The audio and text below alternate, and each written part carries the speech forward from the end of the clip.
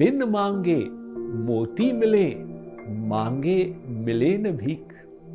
Those who go to the Lord to get actually lose out as a consequence. Those who go to give to God are the ones who are the gainers. In fact, our scriptures say God feels indebted for their Nishkam Bhakti and offers Himself in service to such devotees. Aham bhakta paradhino hyasvatantra ivadvija. The Bhagavatam has Sri Krishna's statement. He says, I get bound by the selfless love of my devotees. Now, instead of that, if we go with the formula, oh God, please do this for me. Oh Lord, I need this work to be done. There is another big problem here. And what is that? Our mind does not get purified. Because the mind is still stuck in material desires. If you go to Hanumanji's mandir for 40 days with this manoti, oh Hanumanji, may my child become all right. Are you doing bhakti of Hanuman or your child? It is bhakti of your child, care of Hanuman, because the mind is attached to the child. People in the West sometimes ask me this question, that Swamiji, there is so much of bhakti in India. In some form or the other, adhyatma, spirituality is being practiced in every household practically.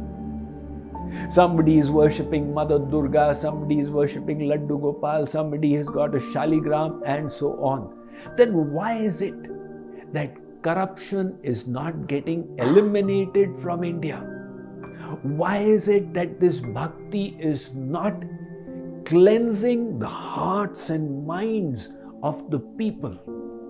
The reason is, what seems to be bhakti of the Lord is actually bhakti of worldly desires.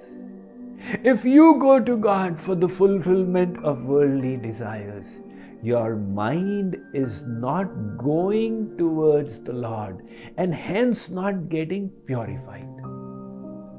There's the story of two neighbors, Ram Dutt and Vishnu Dutt, who developed envious feelings towards each other. A competition began. Ram Dutt went on a cruise to Alaska and posted the pictures on his Facebook profile. Vishnu Dutt went for a trip to Hawaii and posted his pictures. Ram Dutt got a Mercedes, Vishnu Dutt got a Tesla. That competition became so stiff they developed deep bitterness for each other. One day Ram Dutt decided the only way to go ahead of Vishnu Dutt would be to get a boon from Bhagavan Shiv. Early in the morning at 5 a.m., he reached the Shivalaya in that locality. He offered his pranams to the Shivling and sat down under a tree and began chanting the names Om Namah Shivaya. However, sometimes evil minds think alike. That very day, Vishnu Dutt had the same inspiration, and at 10 past 5, he too reached the same Shivalaya. He offered his pranams to the Shivling and sat down under another tree in the courtyard. However, he heard the sound Om Namah Shivaya coming. In a jiffy, he understood what his neighbor was doing. He decided, let's see who is able to appease Umapati Mahadev first. He began chanting Namah Shivaya Om. As the time went by around 7 o'clock, darshanarthis started arriving.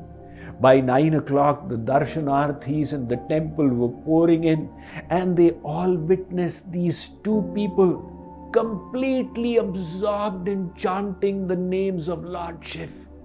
They thought, two Mahatmas have manifested in our neighborhood. With great reverence, they would go and do pranam. Moved by their apparent devotion, they would offer flowers, and some even placed dakshina there. It was now evening time. Parvati asked Lord Shiv, Maharaj, those two are taking your name incessantly since morning. Please go and give them darshan. Lord Shiva said, Parvati, I will, but they will not benefit. Nevertheless, on her request, he first stood before Ramdat and said, Beta, I have come. Ask what you want. Ramdat opened his eyes, had darshan of Lord Shiva. He was thrilled and said, Maharaj, I do wish to ask, but I have a question. Before asking, can you please tell me, have you yet given darshan to Vishnudat? Lord Shiva said, not as yet, but I will do so after speaking to you. Ramdat was then in a dilemma. He said, oh my God, what should I ask now? If I say, give me a 5-bedroom house, he will say, give me a 10-bedroom house. If I say, give me $1 billion, he will ask for $2 billion. So Ramdat had a sudden brainwave. He said, my Lord, upon meeting Vishnudat, whatever you give to him, give me double of that. Shankarji said, Tathastu, Bhole Baba. After that, Lord Shiva went before Vishnudat and said, Beta, I have come. Open your eyes. Vishnudat, he beheld the Lord in front of him, offered Dandavat Pranam. Lord Shiva said, Beta, you have been engaging in the chanting of my name. What do you want? Vishnudat said, Maharaj, I will definitely ask for a boon. But first, please tell me, what have you given to Ramdat? Lord Shiva said, whatever you get, he should get double. Vishnudat saw the futility of his exercise now, because at the end of it, he would still remain at 50% no matter what he asked. But he too suddenly got an inspired brainwave and said, there's only one way to move ahead. Maharaj, please make me blind in one eye. Lord Shiva again blessed, Tathastu. So Vishnudat became Kana. He lost one eye. And Ramdat became Andha, completely blind. And the devotees of the locality who were thinking two Mahatmas have manifested realized they were not Mahatmas at all. They seemed to be engaging in devotion, but the mind was elsewhere placed. Bhakti means upasana, upasana, to go and sit close to the Lord.